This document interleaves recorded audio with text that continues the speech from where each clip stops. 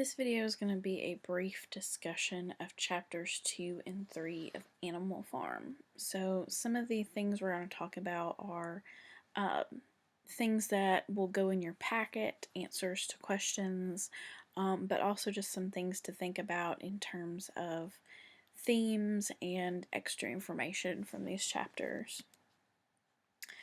But before we get too far into the discussion, I do want you to take a minute to pause again and think about the following characters and what they might represent.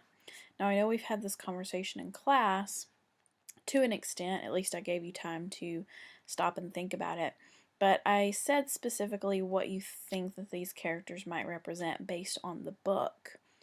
But now I want you to think about the Russian Revolution. Think specifically about what you know about the Russian Revolution, what you know about what happened.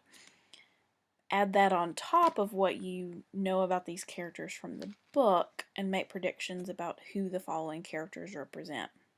So you have Boxer, Molly, Benjamin. I'm adding the sheep to this list. We just talked about the first three in class. And then animalism. So take a moment, pause the video. You can jot down your thoughts or just, keep them in your brain. But think about what these characters might represent. And then towards the end of the video, we'll go over that.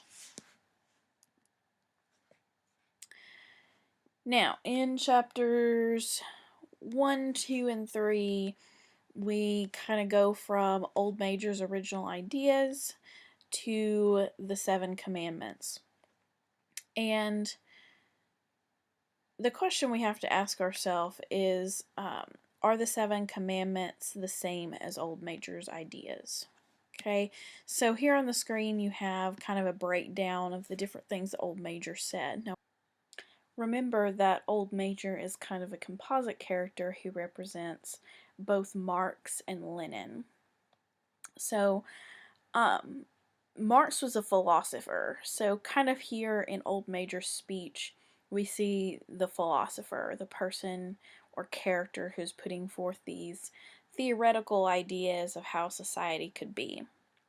And then the Lenin part of Old Major is the idea that, this is where it originated. This is where the rebellion or the Russian Revolution originated, the original ideas that spurred it on.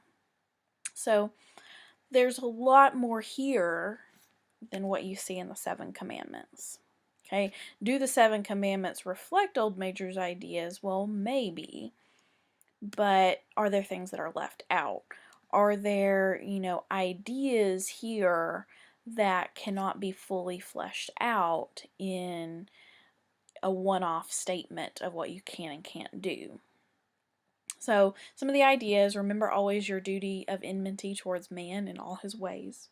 So the basis is don't be anything like man. That's the main point.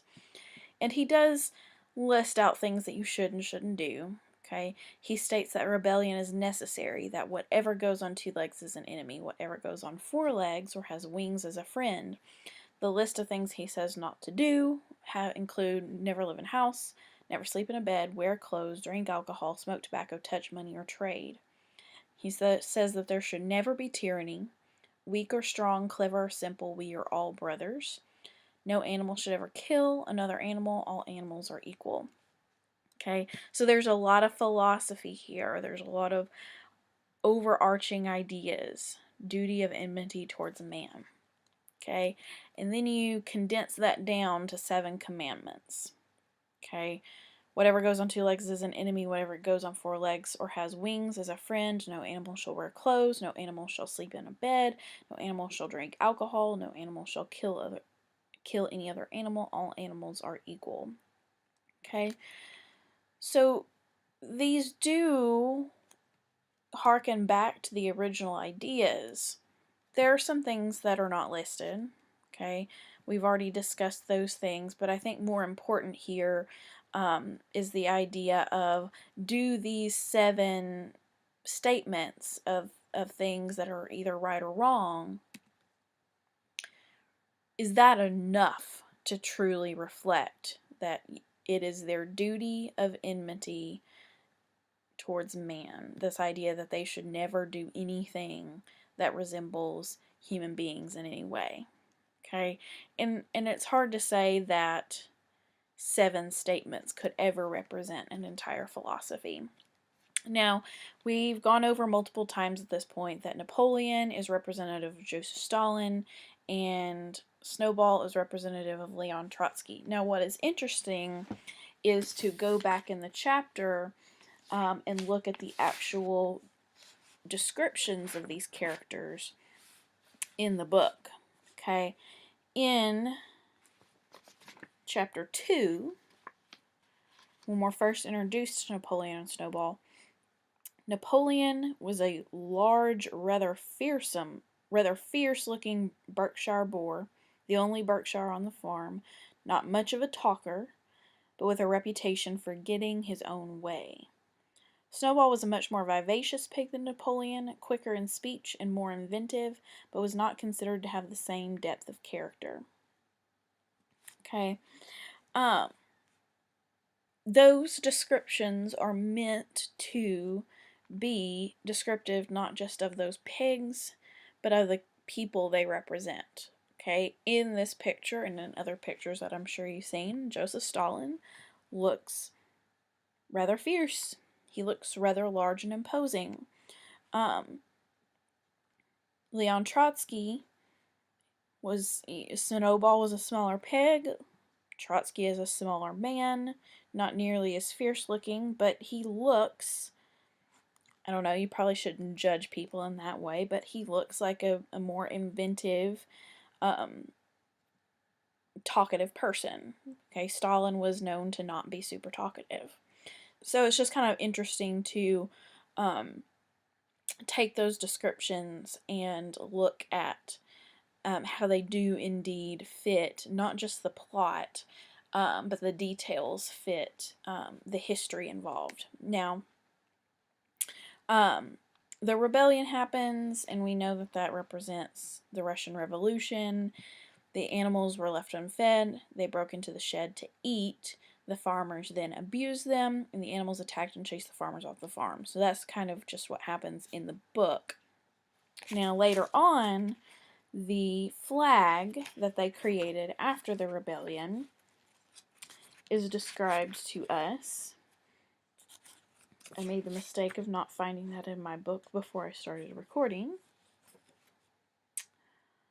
But I do remember, I don't have the quote right here for me, but it's described as mostly green with a hoof and a horn. Okay, so this is a potentially what the flag could have looked like based on the description in the book.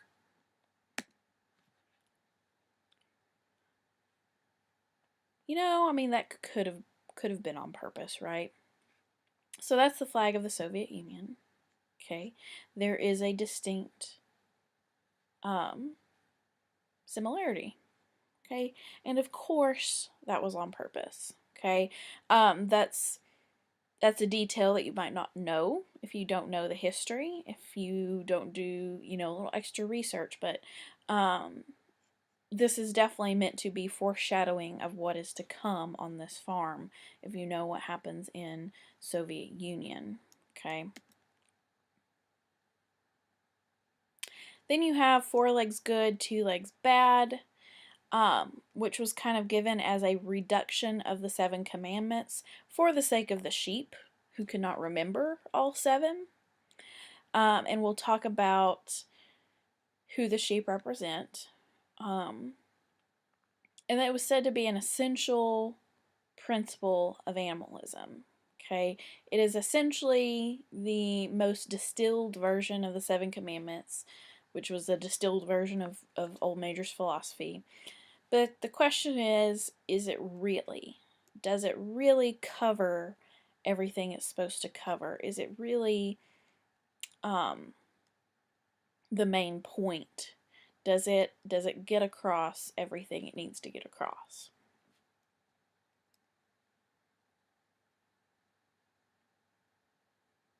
Okay, Sundays on the farm, there was no work, the flag was raised, there was a general meeting, they sang Beasts of England, and they had the afternoon off for recreation.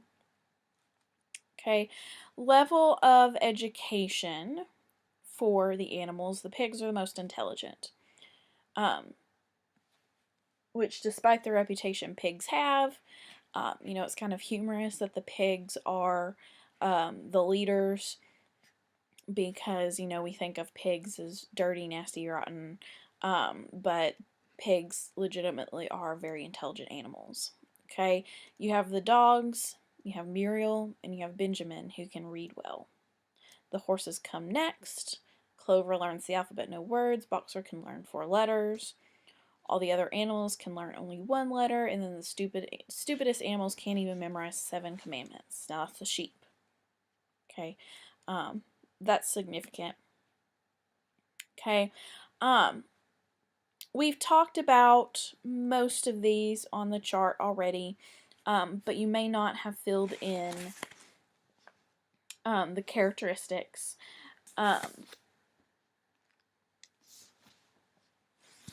So Mr. Jones is Tsar Nicholas. He is drunk and irresponsible. Old Major is Marx Lenin. Respected, wise, he has a vision for how things should be. Animalism is communism. Old Major's ideas reworked into a system of commandments. Snowball is Leon Trotsky. The characteristics, the descriptions come straight from the text. Quick of speech, inventive. Napoleon is Joseph Stalin. He's large, fierce, gets his way. Now that brings us to the animals that we have not discussed what they represent. Okay, Boxer is the horse. He is the hard-working horse, so he represents the working class, or as you may know from your history textbook, the working class was called the proletariat. Okay, he works hard, but is not very intelligent, but he's good-hearted. He has good character.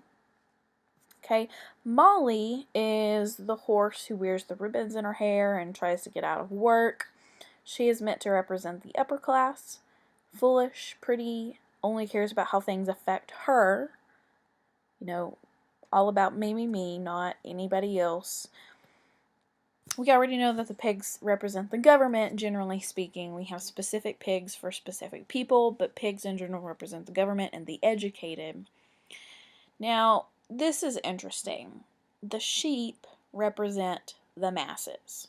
Okay, the common people who can't think for themselves. Now, there's probably, we could assume, more sheep on the farm than any other animal. There's a lot of them. Just kind of like in the real world, a country, the common people, the general people, the masses, the greatest percentage of the population. Now, in this book, the common people is represented as stupid. Can't even memorize the 7 commandments. That means they probably really can't understand much about the philosophy behind them. So they get a little one-off phrase, 4 legs good, 2 legs bad. Okay? And that's something to think about going forward. It's just kind of interesting. Do you really think that the masses, the common people, are that stupid? Just kind of something to think about. And then Benjamin is also interesting. He kind of represents the concept of apathy. Okay? He's super intelligent. In fact, as the book continues, it's going to become pretty clear that he's probably as intelligent as the pigs, maybe even more so. But he doesn't use his ability at all. He doesn't use it to read, to think things through, to talk to the other animals and maybe show them the unfair things that are happening around them. He doesn't care about anything. That's the definition of apathy. And so that's also kind of an interesting dynamic to reflect on throughout the book. For those who are intelligent, who can read, who are educated, what happens when you don't use the abilities given to you, when you don't care about what's going on around you. And that's kind of a storyline that'll play out later. Now, this is just for fun. I found these when I was student teaching, and Animal Farm was the first thing I taught by myself. And I found these, and lo and behold, back then I was teaching Animal Farm around Thanksgiving, good grief, around Valentine's Day.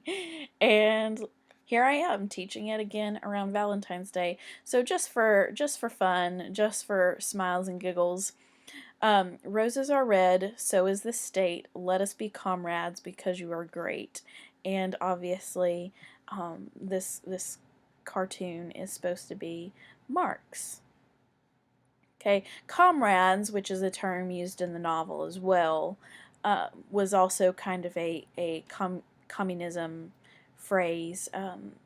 People called each other comrades. And then you have, this is slightly inappropriate for me to share. This is Leon Trotsky. And then you have Stalin. Quit Stalin and be my Valentine.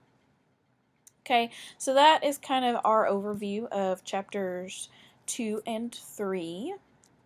Okay, hopefully that'll help you kind of understand some of what went on in those chapters, and kind of think a little bit beyond just the plot and into some of the themes, the overarching concepts, and the connections to the Russian Revolution.